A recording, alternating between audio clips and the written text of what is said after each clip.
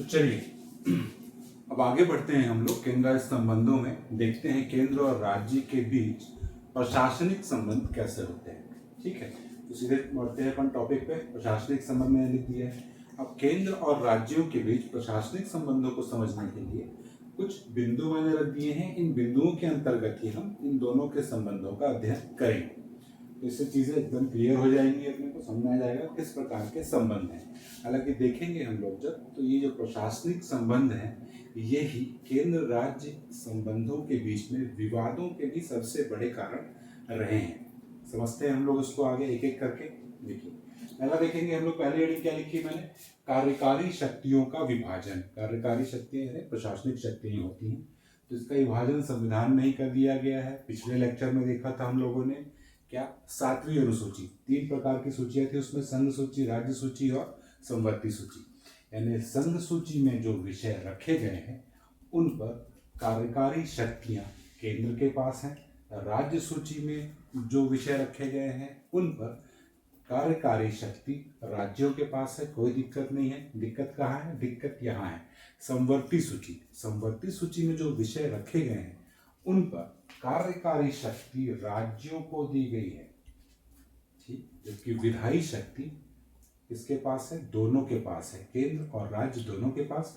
जबकि प्रशासनिक शक्ति या कार्यकारी शक्ति संवर्ती सूची में सिर्फ और सिर्फ राज्यों के पास है। ये हो गया शक्तियों का विभाजन। अब आगे देखिए, राज्यों के दायित्व। राज्यों के दायित्व क्या है?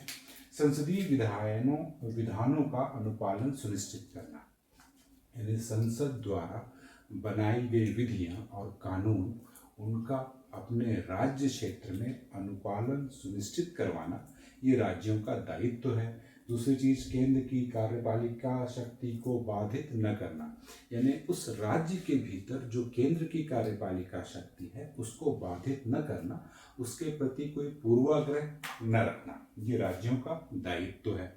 फिर आगे देखेंगे आपातकालीन संबंध। आपातकालीन संबंध देखिए, पहला है राष्ट्रीय आपात, जो बात करता है किसकी? आर्टिकल 352। आर्टिकल 352 में राष्ट्रीय आपात है। राष्ट्रीय आपात में क्या होगा? राज्य जो है वो केंद्र के पूर्णतया नियंत्रण में, यानी सारी शक्तियां जो राज्यों की हैं वो राष्ट्रीय आपात में केंद्र के पास पहुंच जाती है। फिर अगली चीज है राष्ट्रपति शासन, आर्टिकल 356। इसमें क्या होगा? इसमें जो राज्य की कार्यपालिका शक्ति है वो राष्ट्रपति के निर्देशन में आ जाती है, यानी अब राज्य अपनी कार्यपालिका शक्ति का प्रयोग राष्ट्रपति के निर्देशन में ही कर पाएगा। ठीक। और अंतिम है वित्तीय आपात। वित्तीय आपात में क्या है? वित्तीय आपात की स्थिति में केंद्र जो होता है वो वित्तीय परिसंपत्तियों के अधिग्रहण हेतु राज्यों को निर्देश दे सकता है।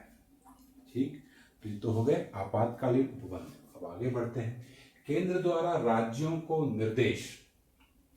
ठीक, देखिए संविधान में केंद्र को यह अधिकार दिया गया है कि कुछ मामलों में, जो मामले मैंने लिख दिए हैं, इन मामलों में केंद्र राज्य को अपने राज्य के भीतर अपनी कार्यपालिका शक्ति का प्रयोग करने के लिए निर्देश दे सकता है। कब बोलेगा केंद्र ऐसा राज्यों को?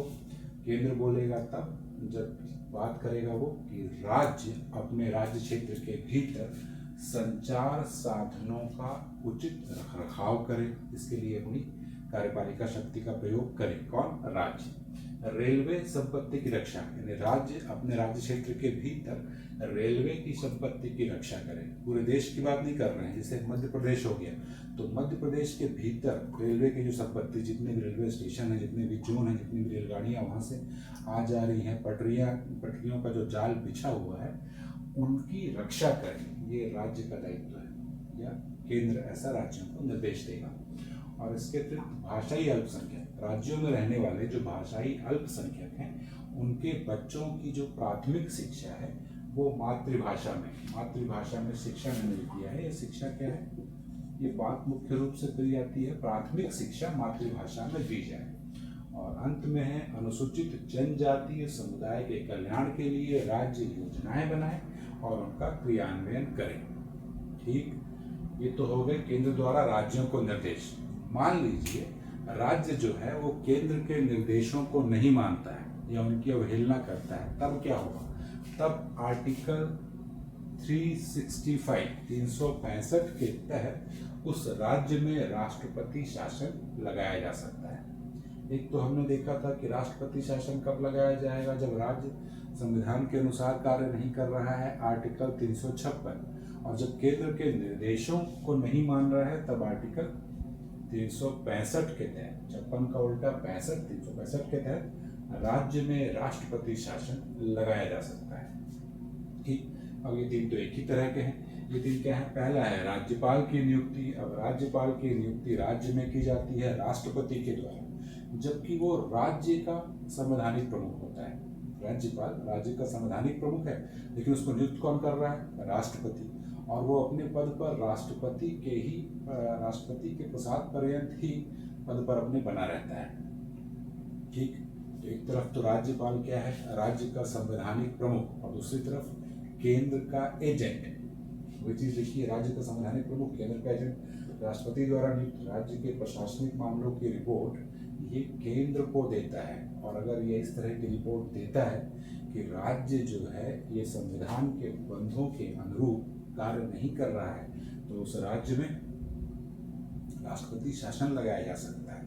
यही सब मुद्दे हैं। देखिए, ये एक ऐसे व्यक्ति को राज्य का प्रमुख बना दिया गया है जिसकी नियुक्ति में राज्य की कोई भूमिका ही नहीं है, और राज्य में कई बार राज्य ऐसा आरोप लगाते हैं कि राज्यपाल जो है अनुचित हस्तक्षेप करते हैं। इस वजह से केंद्र और राज्य के बीच में टकराव उत्पन्न हो जाते हैं। ऐसे ही राज्य निर्वाचन आयुक्त क्या होगा? इसकी भी नियुक्ति जो है ये तो राज्यपाल द्वारा की जाएगी, लेकिन इसको हटाया जाता है सिर्फ राष्ट्रपति के द्वारा। अब एक बार नियुक्त तो हो गया इसके द्वारा, राज्यपाल के द्वारा, हटाया जाएगा सिर्फ राष्ट्रपति द्वारा। राष्ट्रपति यानी केंद्र। तो ऐसा भी माना जा सकता है ना कि अब ये जो व्यक्ति है यानी कि राज्य निर्वाचन आयुक्त, भले ही ये बिल्कुल स्वतंत्र निकाय है, लेकिन थोड़ा बहुत कहीं ना कहीं कोई दबाव हो सकता है या कोई लालच से प्रेरित हो सकते हैं। क्यों? क्योंकि भैया राष्ट्रपति हटाएंगे तो केंद्र की सुने कि हमको ये हटा तो सकते नहीं, राज्य वाले हटाएंगे तो हमको केंद्र ही, तो क्यों ना हम उनके अनुसार ही या उनको थोड़ा सा खुश कर दें। तो ये विवाद के कारण है। ऐसे ही राज्य लोक सेवा आयोग नियुक्ति, राज्य लोक सेवा आयोग के अध्यक्ष व सदस्यों की नियुक्ति जो है वो राज्यपाल द्वारा की जाएगी, जबकि इनको हटाया जाएगा सिर्फ और सिर्फ राष्ट्रपति द्वारा। तो ये आपका टॉपिक हो गया पूरा प्रशासनिक संबंध।